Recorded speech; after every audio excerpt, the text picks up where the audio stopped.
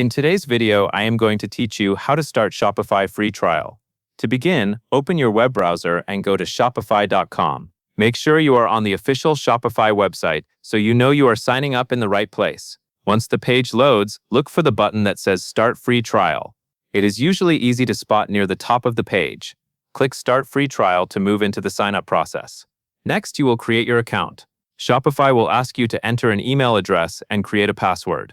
Use an email address that you can access right away because it is commonly used for account verification, billing notices, and store updates.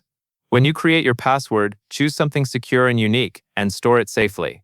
After you have filled in the email and password fields, click the button to create your account. At this point, Shopify will start setting up your new store behind the scenes. This usually only takes a moment.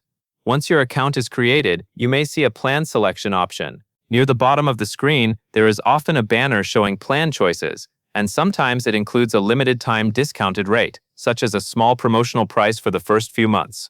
Take a second to read what is included, because the plan you pick can affect features and costs after the trial period ends. If you already know which plan you want, go ahead and select it from the banner and continue. If you are not ready to decide, you can also skip this step. Skipping can be helpful if your main goal is simply to get into the dashboard and start exploring, setting up your store basics, and learning how Shopify works before you commit. As a quick tip, pay attention to any messages about when your trial ends and what happens next. Knowing the timeline helps you avoid unexpected charges and gives you a clear window to test the platform. Once you have picked a plan or skipped for now, you are officially in, and your Shopify free trial is started.